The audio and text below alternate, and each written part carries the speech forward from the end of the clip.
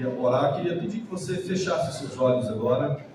Eu queria orar por ainda mais um instante com vocês. Feche seus olhos.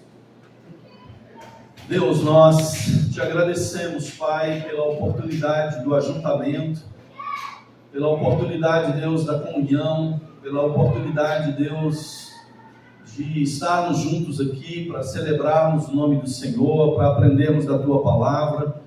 Ó Deus, fazer parte, Deus, do Teu corpo é um privilégio, ó Deus, para todos nós. É graça do Senhor, é expressão da Tua bondade. E te agradecemos, Deus, pela igreja visível do Senhor, onde nós, ó Deus, podemos nos relacionar, podemos servir, nós podemos, ó Deus, abençoar, sermos abençoados. Te agradecemos, ó Deus, por essa expressão do Senhor aqui na terra, que é a Tua igreja. E assim, Deus, oramos hoje à noite. Queria te pedir que o Senhor, ó Deus, use a vida do Guilherme, como o Senhor tem usado outras vezes, para que, ó Deus, ao ministrar a Tua palavra, essa palavra, ó Deus, ela alcance nossos corações e sejamos, ó Deus, edificados por essa palavra. Muito obrigado, Deus, no nome de Jesus. Amém. Graças e paz, irmãos. Bom ver todos vocês aqui. Mais uma vez, poder dirigir a congregação nesse momento de culto de domingo. E meu tema hoje vai ser Jesus diante do trono, não a gente. O conforto do cristão na doutrina da intercessão de Cristo. Normalmente, essa expressão diante do trono, normalmente é usada com referência a gente, é nós que estamos diante do trono. Hoje eu quero mudar um pouco de perspectiva e mostrar que Jesus também está diante do trono. E aí o subtítulo, alguns não está no top 3 palavras favoritas que eu gosto de escutar num culto, que é doutrina. Não, culto de doutrina não, calma, vai ser bom, espero. E para começar, eu gostaria de pensar com vocês. Eu recentemente terminei o meu último dia na faculdade, graças a Deus, mais sobre isso mais tarde. E a partir de agora eu vou ficar de boa. Vou ficar em casa, dormindo, comendo, ficando lá com a minha família. De vez em quando eu saio, de vez em quando eu vou jogar alguma coisa. E depois, quando eu fizer uns 60 anos, eu pego o meu INSS e aposento. Mas estranho, por que eu estudei a minha vida inteira? Por que eu fiz tudo isso? Para só depois chegar lá no final e de repente eu me formar? Mostrar que às vezes é isso que a gente pensa sobre Jesus. Que Jesus veio, Ele pregou, Ele orou, Ele morreu na cruz, Ele ressuscitou e Ele subiu para o céu para passar uma colônia de férias lá no céu, do lado de Deus, tomando uma aguinha de coco, escutando um sertanejo, e aí para depois, daqui a algum tempo, Ele poder voltar. E que Ele não está fazendo nada nesse meio tempo. Gostaria de fazer uma coisa invertida dessa vez, vamos ver se vou ter boa recepção sobre isso, mas eu quero colocar as minhas conclusões primeiro, as conclusões antes de tudo, e aí vocês vão julgar se tudo que eu vou falar vai conseguir chegar bem nessas conclusões. Ou seja, esse é o ponto final do sermão. Que podemos nos alegrar porque Cristo no céu, nesse momento, está intercedendo por nós, sendo nosso representante, mediador diante de Deus. Podemos nos alegrar porque Ele está intercedendo por nós, advogando por nós contra as acusações de Satanás. Podemos nos alegrar porque Cristo está garantindo o nosso crescimento espiritual, ou seja, a nossa santificação. E podemos nos alegrar porque Cristo está orando para que sejamos guardados até o nosso reencontro com Ele. E uma questão importante se levanta, parece que vai dar uma desconfigurada, vamos ver, espero que não. Mas onde está Cristo agora? Não só sobre esse assunto, mas se eu puder trazer alguma coisa a mais nessa pregação de hoje, é que toda vez que a gente tentar passar por alguma passagem bíblica, a gente ler alguma coisa e refletir alguma coisa sobre a Bíblia, a gente consiga pensar numa linha do tempo.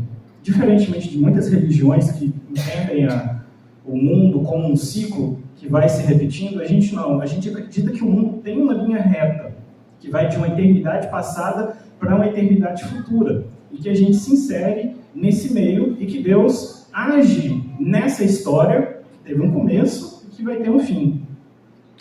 Essa história começa na criação. Quando Deus cria todas as coisas, quando Ele traz tudo à existência e Ele revela o seu projeto para o mundo inteiro nessa criação.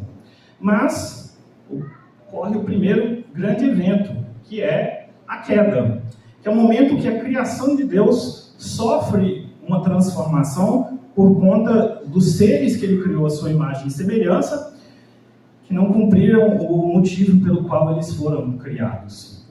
Nesse momento, Deus poderia ter simplesmente encerrado a história, podia ter simplesmente acabado com os seres humanos e fim de história. Mas Ele, na sua benevolência, resolveu não fazer isso. Ele resolveu iniciar o plano de redenção. O plano de redenção que se inicia logo depois da queda, lá em Gênesis 3, logo depois, que são aquilo que Deus fala tanto para o homem quanto para a mulher, ali começa a redenção. E essa redenção tem algumas fases. E aquilo que, grosso modo, a gente chama de Antigo Testamento é o que a gente chama de a redenção anunciada. Eu sempre gosto de pensar nos eventos que ocorrem no Novo Testamento como grandes trombetas, grandes cornetas que estão anunciando quem está vindo aí e que precisam preparar o palco para quem está vindo aí. Então essa é a fase da redenção anunciada, a fase do templo, a fase do tabernáculo, a fase da Arca da Aliança, né, que está simbolizada aqui. E depois a gente tem a redenção realizada de fato, que é o que a gente chama de evento Cristo, que é a anunciação, a encarnação, o ministério, a morte, a ressurreição e a ascensão de Cristo, né? Tudo que envolve aquilo que Cristo fez. Foi um evento na história, né, tanto quanto na queda, e é um evento que reverte a queda. Mas logo depois desse momento da redenção realizada, a gente tem a redenção aplicada, que é o momento que aquilo que foi anunciado e aquilo que foi realizado é de fato aplicado ao povo de Deus. De fato, acontece na história. E a gente espera até o momento que será a parousia, né? Que será um momento de aparição, será o momento que Cristo virá. E esse será um terceiro grande momento na história que vai dividir a história até a consumação, que é quando Cristo será tudo em todos, que é quando o reino vai ser entregue ao Pai, que é quando nós viveremos no novo céu e na nova terra, onde habitará a justiça, certo? Então, esse é o plano da redenção de Deus, e a gente não consegue compreender as histórias da Bíblia, aquilo que a gente lê na Bíblia, a parte dessa compreensão da história. Às vezes a gente lê coisas que se aplicam a uma fase de redenção anunciada e acha que é da redenção aplicada, ou lê uma coisa da consumação e acha que é dessa fase de redenção aplicada. E é importante a gente entender que Deus, Ele não faz a mesma coisa em todas essas fases. Ele age de maneira diferente em todas essas fases. Então, aquilo que Deus estava fazendo antes é diferente do que Ele fez quando Jesus fez e que é diferente do que é feito agora. Essa é a nossa fase atual. E a redenção, a intercessão de Cristo, que é o que eu quero falar hoje, queria que vocês pensassem nesse momento. O que Jesus está fazendo nesse momento? Entre Ele ter vindo, encarnado, pregado, morrido, ressuscitado, ido aos céus, até Ele voltar. É justamente esse intervalo que eu quero focar. Estou falando de Cristo nessa fase. Tá certo? Então, tem 3 textos guias que eu gostaria de ler com os irmãos. Eu testei isso aqui, mas assim está me dando trabalho. Hebreus 8, 1 a 4. Essa aqui é da nova versão transformadora. O mais importante é que temos um sumo sacerdote sentado no lugar de honra à direita do trono de Deus majestoso no céu. Ele ministra ali no verdadeiro tabernáculo, o santuário construído pelo Senhor e não por mãos humanas.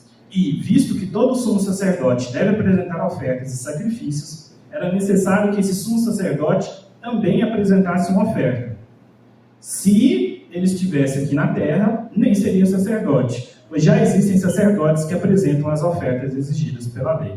Ou seja, em resumo, que é em negrito que eu até sublinhei, percebam que ele diz que Jesus, o nosso sumo sacerdote, está sentado no lugar de honra à direita do trono de Deus, majestoso no céu. Ele está fazendo uma coisa ali nesse momento, está ministrando o verdadeiro tabernáculo. E ele não está aqui na Terra, fisicamente. Jesus tem um corpo físico, um corpo real, um corpo que ainda está com as cicatrizes, com as chagas da crucificação. Então, nesse momento entre a crucificação e o retorno de Jesus, está no céu. E é importante a gente entender isso. Outro texto que corrobora é Romanos 8:34. Quem nos condenará então? Ninguém, pois Cristo Jesus morreu e ressuscitou e está sentado no lugar de honra à direita de Deus, intercedendo por nós.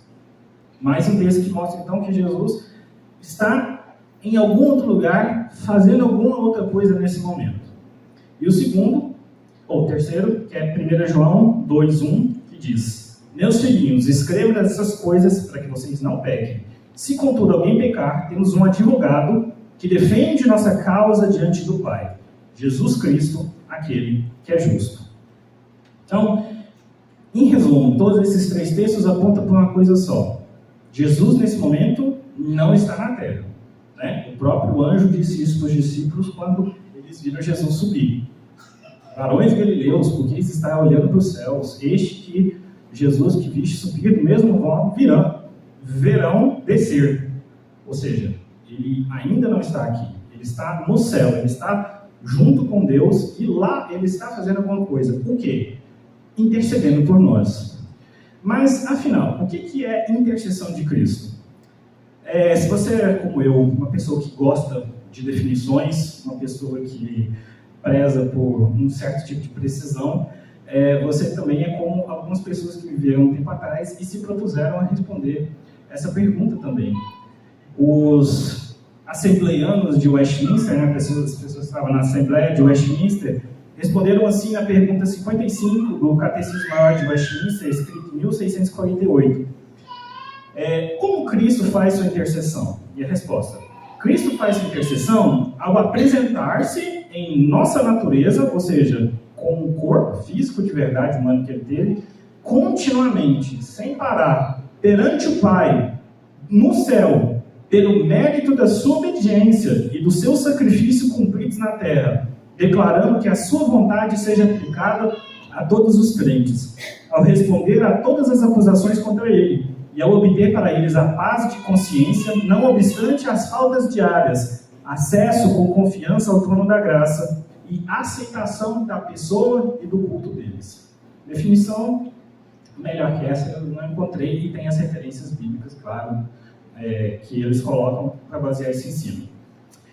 E então a gente precisa entender que a intercessão de Cristo se insere no contexto do que eu já preguei aqui uma vez, do ofício sacerdotal de Cristo, da obra de Cristo como sacerdote, do papel de Cristo enquanto sacerdote. Eu já preguei aqui uma vez, cada uma vez diferente, sobre os 3 papéis que Cristo veio exercer: o papel de profeta, de sacerdote, de rei.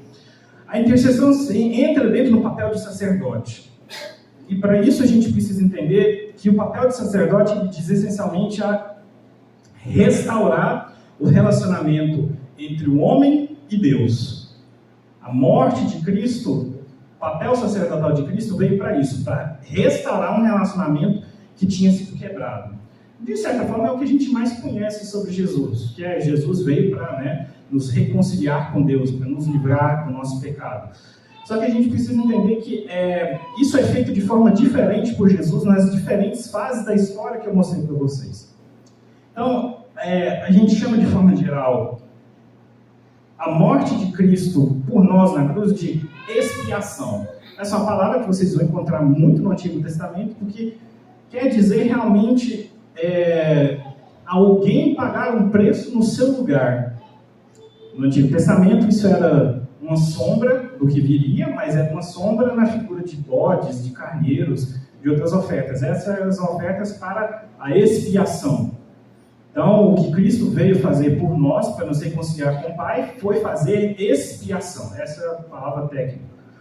A morte de Cristo foi a concretização da expiação, ou seja, a morte de Cristo foi realmente fazer a expiação de fato, garantir que a expiação fosse feita.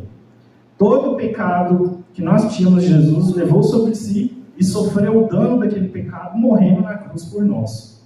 Essa foi a expiação, e que está muito bem escrita lá em Hebreus 9, 26 e 28, que é uma coisa que aconteceu de uma vez por todas. Olha só, é o primeiro, esse aqui à direita. Agora, no fim dos tempos, ele apareceu uma vez por todas para remover o pecado mediante sua própria morte e sacrifício. E assim como cada pessoa está destinada a morrer uma só vez, e depois disso vem o julgamento, também Cristo foi oferecido como sacrifício uma só vez para tirar os pecados de muitos. Então perceba que a ênfase aqui é que Cristo fez uma coisa na história que foi de uma vez por todas. É uma coisa que não se repete. É uma coisa que foi conquistada naquele momento. É por isso que a gente fala de concretização da expiação. Mas não basta só você conseguir a expiação. Você precisa aplicar ela àqueles que foram expiados. É igual eu falei sobre eu ter acabado de me formar e não ter ido trabalhar. Se Jesus tivesse simplesmente morrido, mas não dado os benefícios da sua morte para ninguém teria sido salvo. Então o que Cristo está fazendo agora é aplicando tudo aquilo que ele recebeu na cruz para os salvos, para aqueles que creem nele. E é isso que Hebreus também vai falar. Portanto, segundo, ele é capaz de salvar de uma vez por todas todos aqueles que se aproximam de Deus por meio dele. De uma vez por todas. Mas ele vive sempre para interceder em favor deles. Então, Jesus não simplesmente morreu na cruz e chutou assim e falou, agora é com vocês, agora se viram. Ele não, igual uma águia joga os filhos de baixo e fala, agora vocês se viram, agora eu já alimentei vocês até vocês ficarem grandinhos, agora ou vocês se puxam no chão, ou vocês aprendem a voar. Jesus não fez isso com a gente. Jesus continua fazendo uma obra lá no céu, agora, nesse momento, para garantir que o que ele fez na cruz não tenha sido em vão. Não tenha sido em vão. E talvez para algumas pessoas isso possa ser meio estranho, porque parece que Jesus está trabalhando duas vezes, mas é do caráter da Trindade ter obras definitivas e obras contínuas. Fazer coisas que foram de uma vez por todas e fazer coisas que são ao longo do tempo. Isso não é exclusividade da obra de Cristo. Por exemplo, a obra do Pai no mundo. O que o Pai fez de definitivo no mundo? Ele criou. Ele trouxe o mundo à existência. Ele criou, acabou. Inclusive no sábado ele descansou, ele não criou mais. Mas aí ele largou o mundo para lá? Não, ele continua fazendo alguma coisa. Que é o quê? Providência. Ele continua sustentando o mundo. Ele continua garantindo que todas as coisas estejam no devido lugar para que o mundo não simplesmente exploda, se destrua. Não sei se vocês sabem, mas se um cometa atingir o nosso planeta Terra, por exemplo, pode destruir o planeta em poucos tempos. Então, a providência é a obra contínua de Deus para garantir o que ele fez na criação. Da mesma forma que a intercessão de Cristo é uma obra contínua que foi feita para garantir a expiação, que é a obra sacerdotal do Filho, que é o que a gente está falando aqui. Na questão do Espírito Santo em relação às Escrituras, a gente tem, por exemplo, a inspiração, que é a escrita da Bíblia. A Bíblia foi escrita de uma vez por todas, não tem mais Bíblia. Tem Antigo e Novo Testamento e pronto. A Bíblia foi inspirada naquele momento e não tem mais. Mas aí o Espírito Santo deixou isso para lá? Ele inspirou as pessoas a escrever e se vira? Não, ele continua fazendo alguma coisa. O quê? A iluminação. Ele continua vindo sobre os crentes para capacitá-los a entender a Bíblia. O que adianta ele ter inspirado a Bíblia se ele não dá para a gente a capacidade de entender a Bíblia? Então, obra definitiva e a obra contínua do Espírito Santo. E como é que é a obra da Trindade na vida do crente? Também tem uma obra definitiva, que é o quê? A justificação. A justificação é o momento em que Deus diz, você é justo. Você está nesse momento declarado justo diante de mim. Você é justo. Acabou. É de uma vez por todas. A nossa justificação foi de uma vez por todas. Mas acaba por aí? Não, beleza, está justificado. Pode viver como você quiser? Não, tem um processo de santificação. O crente, gradativamente, vai se tornando, embora não sem percalços, cada vez mais parecido com Cristo. Cada vez mais santo. Cada vez mais ele vai atingindo aquilo que ele foi declarado na obra definitiva que foi a justificação. Então, a intercessão de Cristo ela está se inserida nesse contexto.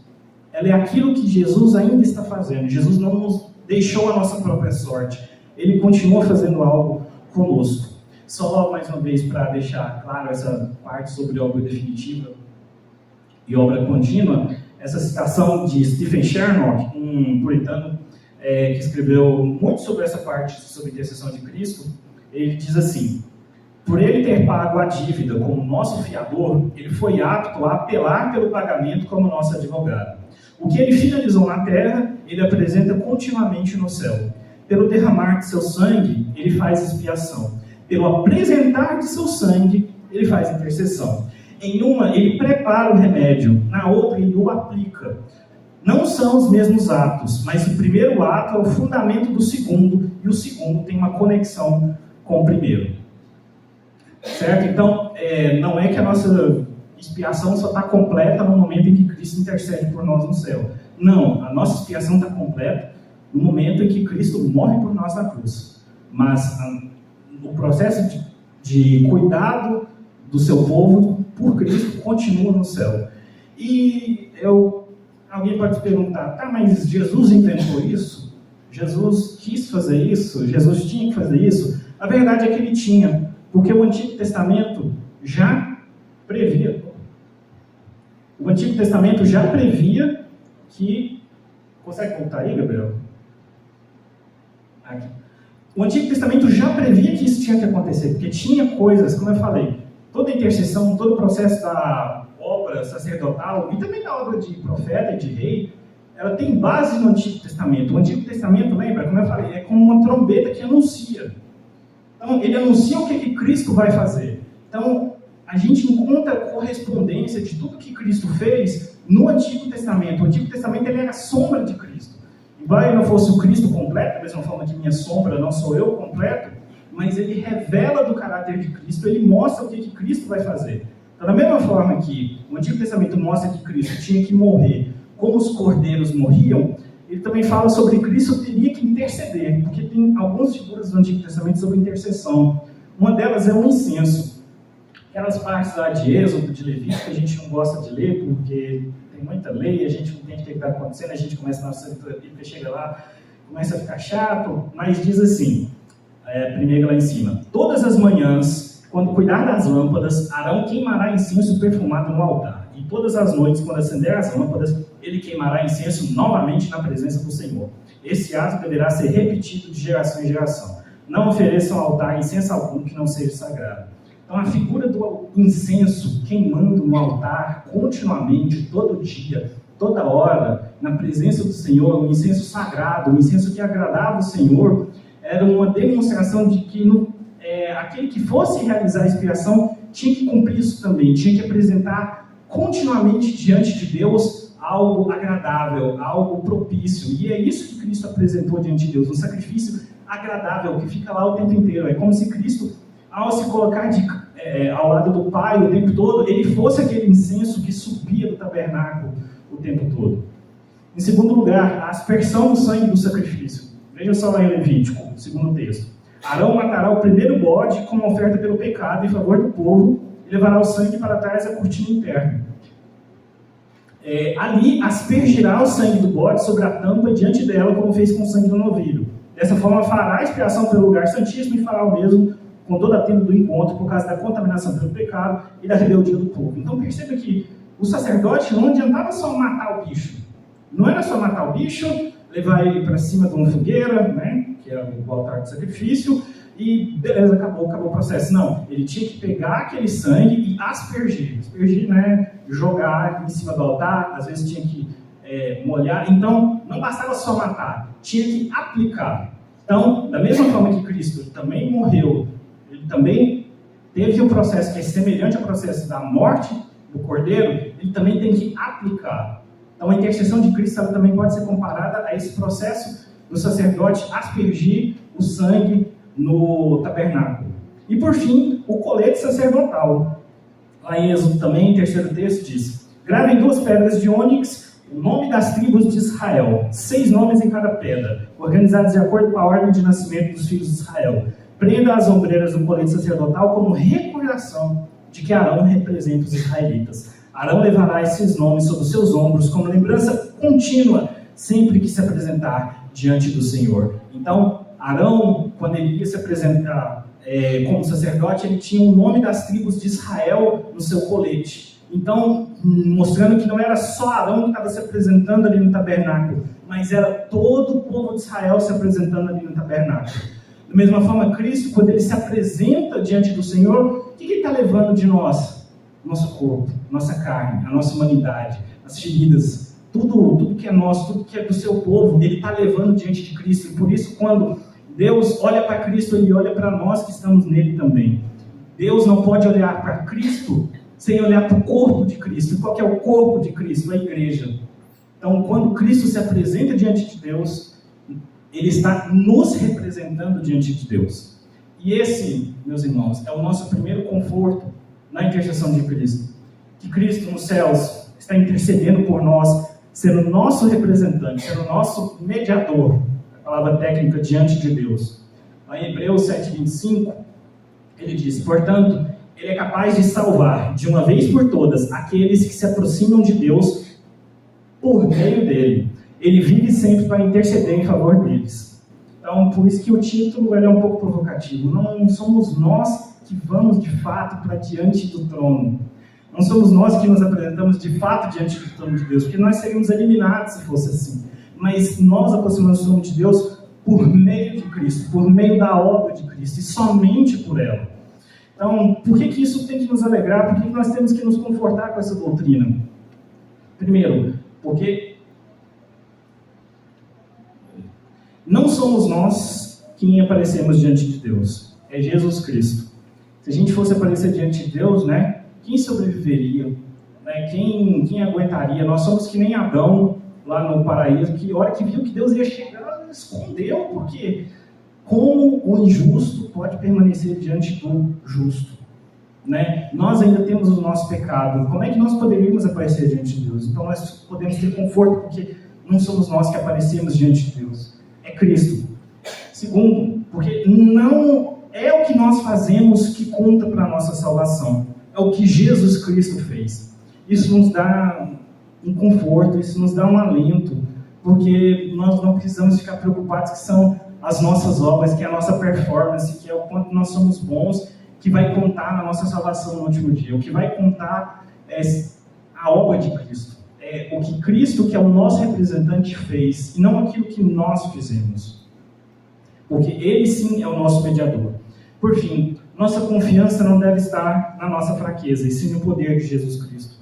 Muitas pessoas que não entendem verdadeiramente o Evangelho, elas carregam tanta culpa, carregam tanto pesar no coração, carregam tanta incerteza se Deus ama elas de verdade, porque elas não conseguem mentir para si mesmas e falar: não, eu sou bom, não, eu sou justo. Todo mundo se olhar para dentro de si mesmo, todo mundo se fizer um autoexame vai perceber que é uma pessoa ainda com muitas falhas, com muitos defeitos, com muitas fraquezas.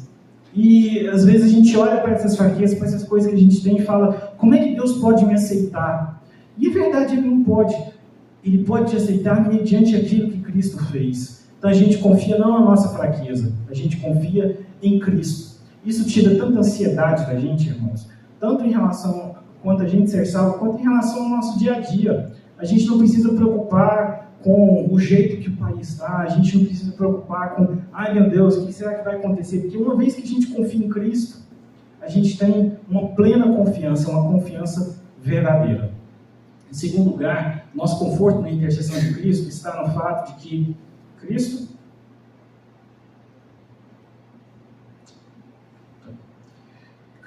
no céu está intercedendo por nós, advogando por nós contra as acusações de Satanás. Em Romanos 8:34 diz: quem nos condenará então? Ninguém, pois Cristo Jesus morreu e ressuscitou, e está sentado no lugar de honra, à direita de Deus, intercedendo por nós. Então, irmãos, nós podemos ficar confortáveis, porque não devemos temer as ofensivas de Satanás contra nós, pois é o perfeito Jesus quem nos defende.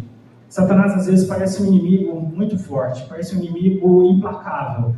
E parece às vezes que ele tem razão quando ele nos acusa, quando ele nos mostra, tá vendo? Olha o que você fez, olha o que você é, você não merece estar diante de Deus, você não tem lugar entre os santos, você é uma pura mentira. E não somos nós que vamos ter que nos defender, é Cristo que nos defende das acusações de Satanás. Não somos nós que precisamos nos justificar diante de Satanás, mas é Cristo quem não permite que nós sejamos condenados. Em segundo lugar, Satanás não tem mais direito sobre a vida daquele que é defendido por Jesus. Jesus está nesse momento nos defendendo contra toda sorte de armadilha, contra toda sorte de ataque que Satanás possa lançar contra nós. Nós não precisamos temer que Satanás vai destruir a nossa vida, que Satanás vai lançar uma maldição sobre a gente, que Satanás vai fazer alguma coisa, porque é Cristo que nos defende. É Cristo que acampa, né, como os anjos, ele monta a armadura verdadeira ao nosso derredor, e ele que de fato luta contra Satanás. E quem tem uma certa perspectiva sobre o fim dos tempos, sobre escatologia, como eu, que acredita que Jesus amarrou Satanás. Né? Eu creio que Jesus, na cruz, ele amarrou Satanás. Ele disse que ninguém toma a casa do valente sem amarrá-lo antes. Eu creio que Satanás está amarrado hoje, é por causa disso que a gente consegue pregar a palavra por todo mundo sem empecilhos, porque nesse momento Satanás está amarrado. Eu sei que não é consenso, mas não quer dizer que Satanás não pode fazer nada, mas que para impedir o avanço do Evangelho, ele está amarrado. E se Jesus tem todo esse poder sobre Satanás, nós não precisamos temer qualquer coisa que Satanás atente contra nós. E terceiro, somos fortalecidos por Jesus para resistir às tentações de Satanás. Satanás não atua somente nos julgando, não atua somente nos acusando, melhor dizer, não atua somente nessa dimensão, ou às vezes tentando nos atacar de forma direta. Mas às vezes ele tenta nos enredar por meio das tentações. E o que garante que Satanás não vai conseguir ter sucesso em nos tentar até o fim, em nos tentar até que a gente abandone Deus, quem garante isso é Jesus. Jesus uma vez falou para Pedro: Pedro, Satanás me pediu para te peneirar como milho, eu porém intercedi por você. Quando você se fortalecer, vá e fortaleça também os seus irmãos.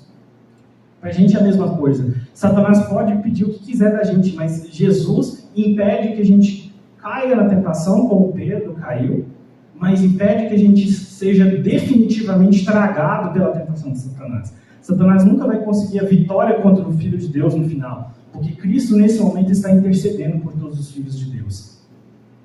Francisco Turrentini, que escreveu também muita coisa que eu tirei para essa pregação, ele diz: a acusação do diabo, pois como ele nos incrimina e nos acusa continuamente diante de Deus, temos necessidade de um advogado muito eficaz a pleitear nossa causa diante de Deus, contra as acusações de um adversário extremamente injusto, a fim de fechar sua boca. Ele lembra de Zacarias 3:2, quando é impedido Satanás de falar contra o sumo sacerdote Josué e eliminar a culpa dos crentes, dos crimes lançados em nossa responsabilidade, que é justamente o texto de Romanos que eu li. Terceiro lugar, por que nós podemos ter conforto na doutrina da intercessão de Cristo? Porque Cristo no céu está intercedendo por nós, garantindo o nosso crescimento espiritual. Ele está, nesse momento, garantindo que nós possamos ter progresso na nossa santificação. Ou seja, nós não estamos lançados, como eu falei, à própria sorte nesse processo de crescimento, mas Cristo garante esse crescimento para nós. Lá em 1 Pedro 2,5 diz assim: e vocês também são pedras vivas, com as quais um templo espiritual é edificado. Além disso, são sacerdotes santos. Por meio de Cristo Jesus, oferecem sacrifícios espirituais que agradam a Deus. O que Pedro está dizendo? Que os sacrifícios que vocês oferecem a Deus, ou seja, aquilo que você faz para Deus, seja na sua obra como pai, seja a sua obra como ministro, seja a sua obra como qualquer coisa, tudo isso só é agradável a Deus, não por sua causa, mas por causa de Cristo. Ele quem santifica tudo que você faz, ele santifica isso continuamente. Dessa forma nós podemos ter conforto, porque o nosso serviço a Deus seria rejeitado se não fosse primeiramente santificado por Jesus. Não tem nada que a gente possa fazer para Deus de nós mesmos. A gente não pode oferecer para Deus nada que seja nosso, porque, como vai dizer Jeremias, nossas obras são como trapos de imundícia. Né? Tiago vai falar que com a nossa língua parece que tem hora que a gente abençoa, mas tem hora que a gente amaldiçoa também. Se não fosse Cristo santificando as nossas ações, Deus nunca aceitaria nada que nós fizéssemos para Ele. Então, até o culto que a gente oferece aqui no domingo para Deus, até as nossas orações que a gente oferece a Deus, que é o segundo ponto, seriam rejeitadas se não fosse por Jesus. Se a gente não termina, claro que eu não estou querendo dizer assim, uma regra, não, toda oração você tem que falar em nome de Jesus no final, mas por que a gente fala em nome de Jesus no final? Porque a nossa oração, ela no fundo só é aceita se ela for santificada por Cristo antes, se as nossas palavras forem santificadas por Cristo antes. Então, é por meio de Cristo que a gente oferece tudo que a gente pode a Deus. E por fim, por que Ele garante o nosso crescimento? Porque nós nunca conseguiríamos vencer o pecado e as tentações se Jesus não estivesse zelando por nós. Pode ter certeza, irmão. Se Jesus não estivesse nesse momento intercedendo por você diante do Pai, toda e qualquer tentação que você sofresse, toda e qualquer coisa, você ia cair. Se tem um dia que você pode dizer, hoje o pecado bateu a minha porta e eu resisti, hoje Satanás veio com uma tentação forte do meu lado e eu não cedi, você pode ter certeza que isso não foi mérito seu. Isso foi porque Cristo naquele momento estava intercedendo por você e impedindo que você caísse naquela tentação. Esse é o conforto que a gente pode ter de que Ele vai sempre garantir isso para nós. Ainda quando nós caímos, nós sabemos, pelo texto lá de João, que Ele intercede junto ao Pai por nós, Ele se apresenta diante de nós, Ele refuta as acusações de Satanás. Então, Jesus está conosco antes, durante e depois da tentação, seja qual for o resultado.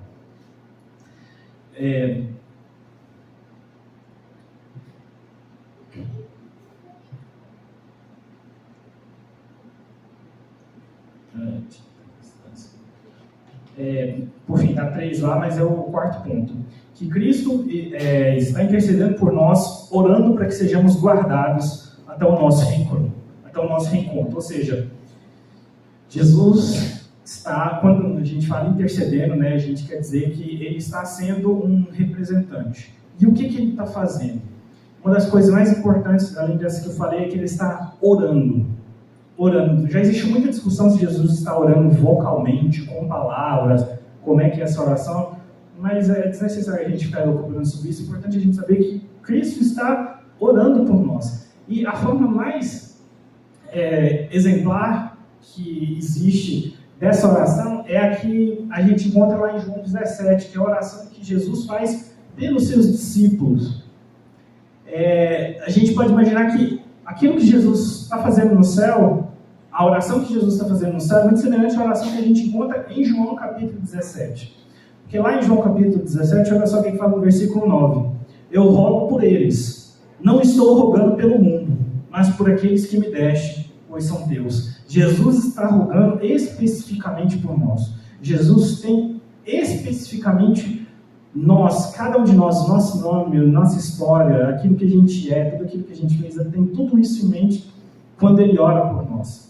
Ele nos representa de forma completa, não a humanidade geral, de forma, Deus, eu estou aqui em favor das pessoas, do Homo sapiens, não.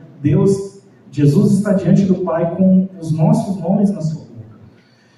Nós podemos ter conforto nisso porque Jesus conhece as nossas fraquezas. Ele tornou-se homem como nós, Ele nos conhece. Ele viveu a vida que nós vivemos. Ele sabe o que é que a gente passa, por isso na oração dele, ele pode rogar por nós. Ele pode dizer o que nós estamos passando melhor do que a gente pode. Então, mesmo às vezes quando a gente ora com o coração pesado, mesmo às vezes quando a gente ora sem esperança, mesmo às vezes quando a gente ora por uma coisa errada, às vezes, a gente pode ficar tranquilo que não é porque você orou por uma coisa errada, eu orei para acontecer uma coisa errada e agora vai acontecer, não. Porque, no fim das contas, é a oração de Jesus, conhecendo as nossas fraquezas, que vale. E é nisso que a gente pode ter segurança também. Segundo, Jesus sabe de tudo que nós realmente precisamos na nossa vida. Quantas vezes a gente não pode ficar com medo porque, meu Deus, eu não sei a vontade de Deus, então eu não sei para que eu vou orar, eu não sei o que eu tenho que fazer, e se eu não falar para Deus o que eu tenho que pedir, e não for de acordo com a vontade dele, meu Deus, como é que eu faço? Esse tipo de ansiedade de não saber a vontade de Deus, a gente pode ficar despreocupado. Primeiro, porque Jesus sabe de tudo que a gente realmente precisa, e também porque tem todas as suas orações em nosso favor respondidas, pois Ele conhece a vontade do Pai. Isso significa que nenhuma das orações que Jesus faz diante do Pai é rejeitada. Nada que Jesus pede para o Pai vai ser rejeitado, porque Ele conhece verdadeiramente o Pai e Ele também nos conhece verdadeiramente. Ele sabe do que nós precisamos verdadeiramente e Ele sabe do que Deus quer para nós verdadeiramente. É por isso que Ele é o nosso perfeito representante e é por isso que nós podemos ter segurança nessa intercessão que Ele faz por nós na eternidade. Louis Berkhoff fala sobre isso, que é um pensamento consolador esse, que Cristo está orando por nós, mesmo quando somos negligentes em nossa vida de oração. Que Ele está apresentando ao Pai aquelas necessidades espirituais que não estavam presentes nas nossas mentes e que frequentemente omitimos. Ele ora para a nossa proteção contra perigos, dos quais nem sempre estamos cônscios. Ele ora para que a nossa fé não feneça e para que saiamos vitoriosos no final. Então, irmãos, essa é a obra perfeita de Cristo. Ela não acabou na cruz. Jesus não foi tirar férias agora. Ele está ainda fazendo alguma coisa por nós. E quanto mais a gente entende essa obra verdadeira de Cristo, mais a gente pode ter confiança. Para terminar, Charles Wesley, num hino em inglês, eu não procurei se tem tradução, fiz uma tradução livre, esse hino que é: levante-se minha alma, levante-se, livre-se dos seus temores de culpa.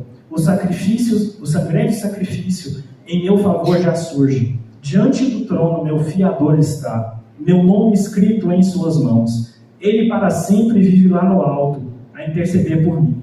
Seu amor todo redentor, seu precioso sangue a pleitear, seu sangue espiou toda a raça, e aspergido é agora no trono da graça. 5 chagas sangrentas ele tem, recebidas lá no Calvário. Elas derramam eficazes preces, elas por mim pleiteiam, fortes. Perdoai, ó, perdoai-o, clamam. Não deixe que morra o resgatado pecador. Meu Deus está reconciliado, o perdão na sua voz escuto. Ele me tem por filho seu, já não posso mais temer. Com confiança agora me aproximo, e Abba, Pai, eu clamo. Essa é mais uma semente de confiança que eu gostaria de trazer nos corações dos irmãos nessa noite. E se vocês pudessem lembrar disso, sempre que Cristo está nesse momento fazendo alguma coisa por vocês, tenho certeza que vai ser de grande motivação e de grande conforto para todos vocês na vida espiritual de vocês. Gostaria de orar para finalizar. Senhor nosso Deus, nós te louvamos, Senhor, pelo plano da redenção, porque tudo que o Senhor fez, tudo que o Senhor operou na história, Senhor, foi para que Jesus Cristo viesse a esse mundo e para que Jesus Cristo resgatasse, Senhor, para si um povo seu. E nós queremos, Senhor, com confiança dizer que nós somos parte desse povo, que a igreja que aqui se reúne é parte desse povo, e que, Senhor, desfruta de todas as bênçãos que o Senhor garante àqueles que são o seu povo. E nessas bênçãos, Senhor, quão maravilhosa está a bênção da intercessão de Cristo por nós. Nós te agradecemos porque Cristo é quem se apresenta por nós diante do Pai. É Cristo quem está diante do trono, mostrando a Deus o sacrifício perfeito que Ele operou no nosso lugar.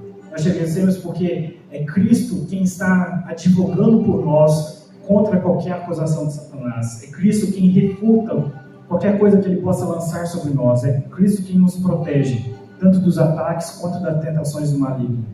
Nós te agradecemos, Senhor, porque Cristo, Ele intercede por nós, Ele ora por nós, Ele tem nossos nomes, Ele tem as nossas vidas nas suas orações que Ele apresenta diante do Pai. Nós te louvamos, Senhor, porque em toda essa intercessão nós podemos ser santificados, nós podemos crescer na nossa vida de santidade, nós podemos cada vez mais reconhecer que estamos mais próximos do Senhor e ter a certeza de que nós não seremos abandonados pelo Senhor, que Cristo não vai nos abandonar. Nós te agradecemos por essa obra tão maravilhosa, da qual nós nunca poderíamos merecer, mas nós poderíamos apenas receber com a graça de Deus. Nós poderíamos apenas receber Cristo, Ele mesmo, em todos os seus benefícios. É o que nós recebemos quando nós aceitamos pela fé aquele evangelho que nos foi um dia proclamado. Te peço pela vida de cada irmão aqui, que essa pregação possa ter trazido conforto à vida deles e que eles possam aplicar isso verdadeiramente em suas vidas. Assim que nós chegamos, nós te agradecemos. No nome de Jesus Cristo, que está diante do Pai, diante do trono, intercedendo por nós, agora, nesse exato momento, com o seu corpo, nós oramos. Amém.